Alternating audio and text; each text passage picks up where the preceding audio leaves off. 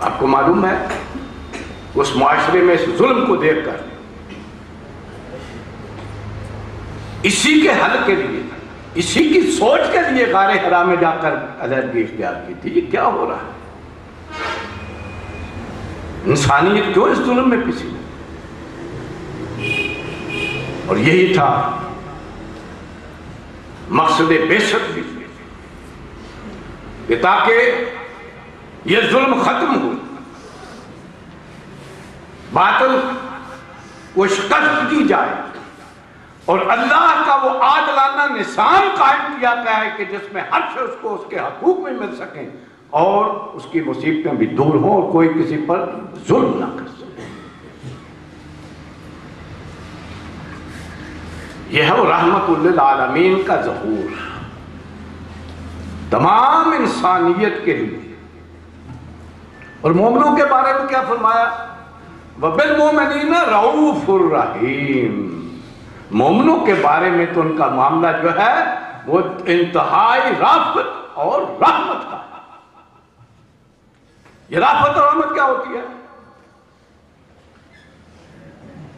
Rafat کہتے ہیں کسی کو تکلیف میں دیکھ کر آپ کے دل میں بھی ٹھیس اٹھے اور آپ بھی اس کے دکھ کو محسوس کریں. یہ رافت ہے،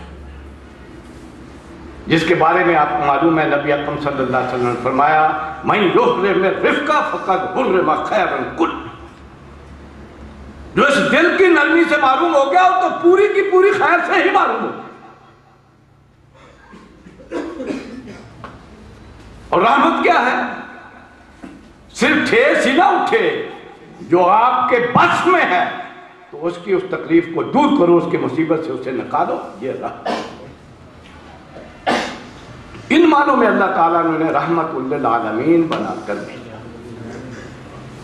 پوری انسانیت کے لیے بھی اور ماننے والوں کے لیے بھی، کہ تاکہ وہ ہدایت جو ہے اسے قبول کر کے اس دنیا ہی کی یہ مصیبتوں سے نہیں نکلیں، اس آخرت کی فلاح بھی انہیں مل جائے، آخرت کی کامیابی بھی حاصل ہو جائے. جو بھی اس ہدایت کو قبول کر لے گا اس کے لیے پھر آخرت کی بھی ضرورت.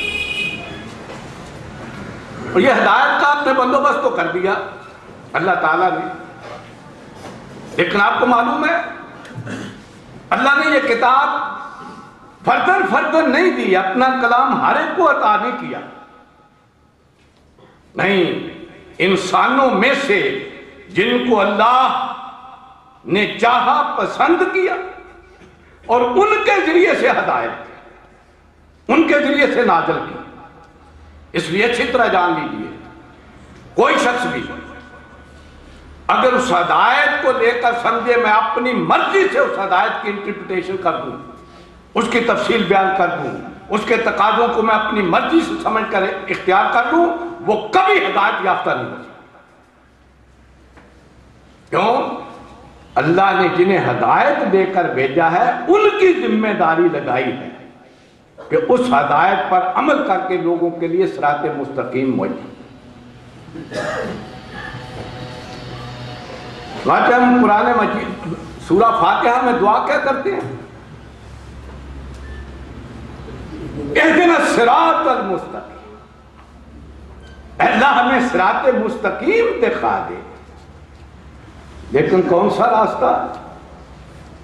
فوری طور پر جو ہے وہ کمزوری سامنے آئی. میں کیسے معین کروں گا راستہ کون سا سیدھا ہے، کون سی ہدایت ہے جسے میں اختیار کر کے سیدھی؟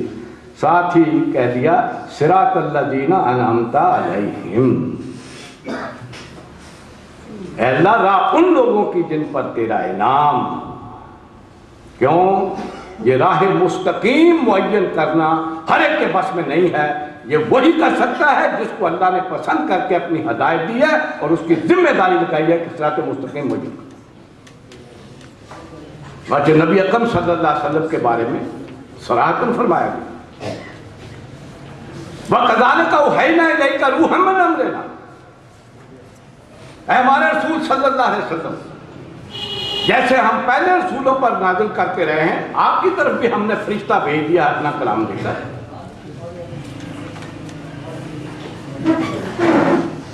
مَا كُنْتَ تَدْرِي مَا الْكِتَابُ وَلَا الْإِيمَانُ. آپ کو معلوم نہیں تھا شریعت کیا ہوتی ہے، کون سی اللہ کی حدود ہیں، کون سی چیزیں حرام اور حلال ہیں کہ جن کی پابندی کر کے معاشرے کے اندر اصلاح ہو سکتی ہے اور معاشرہ جو ہے وہ صحیح عدل پر قائم ہو سکتا ہے. آپ کو نہیں معلوم. بلال ایمان اور نہ ہی آپ کو معلوم تھا ایمان کن چیزوں کو ماننے کا نام ہے، اس کی تفصیل کیا. وَلَكِنْ جَعَلْنَاهُ نُورًا، بلکہ ہم نے اس قرآن کو، اپنے کلام کو وہ نور بنایا. نَهْدِي بِهِ مَن نَشَاءُ مِنْ عِبَادِنَا، ہم ہدایت دیتے ہیں، رہنمائی کرتے ہیں اسی اپنے کلام کے ذریعے اپنے بندوں میں سے جسے چن. اور وہ ہدایت پا کر کیا کرتا ہے؟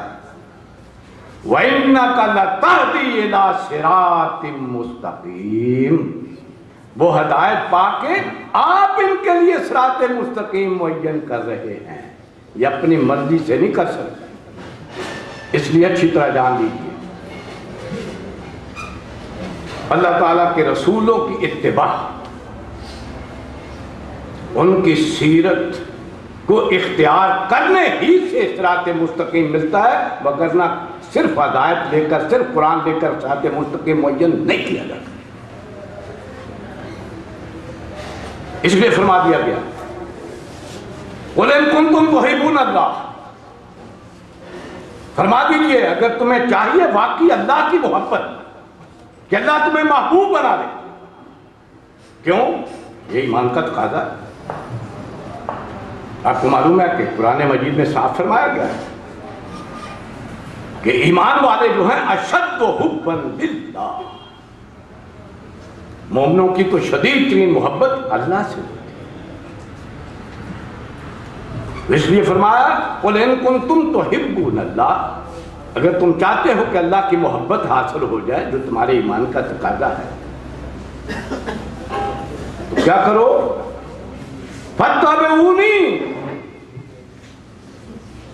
وہ میری اتباع سے ملے گی، خود نہیں حاصل کر سکتے تم. میری اتباع کرو، میری پیروی کرو. کیا ہوگا؟ یحببکم اللہ، اللہ تمہیں بھی محبوب بنا لے گا. یہ اچھی طرح جان لیجئے اللہ کی محبت حاصل کرنے کا راستہ بند نہیں ہوا.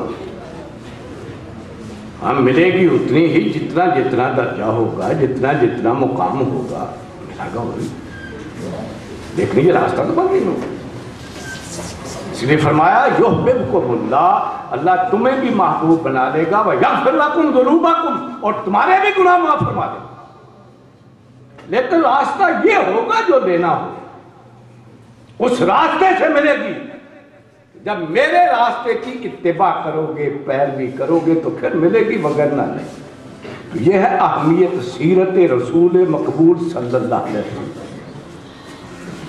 سیرت کیا ہے؟ آپ کا راستہ، آپ کا طریقہ، آپ کی پوری زندگی کا اس وقت یہی سیرت ہے.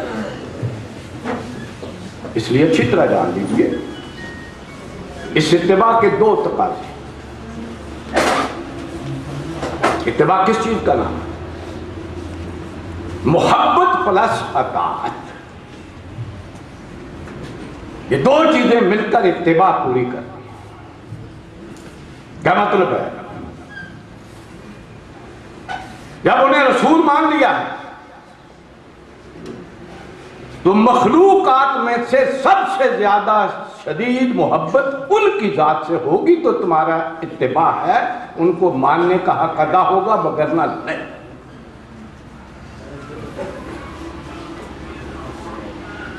کیونکہ نبی اکرم صلی اللہ علیہ وسلم صاف صاف فرماتے لا یؤمن احدکم حتی اکون احب الیہ من والدہ وولدہ والناس اجمعین. تم میں سے کوئی مومن نہیں ہو سکتا، یعنی مجھ پر ایمان نہیں ہو سکتا اس کا، یہاں تک کہ میں محبوب تر نہ ہو جاؤں اپنے والدین سے بھی، اپنی اولاد سے بھی، اور تمام انسانیت سے.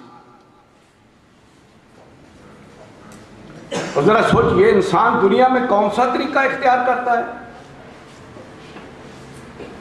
زندگی گزارنے کا طریقہ کون سا ہے جس پر رہ کر زندگی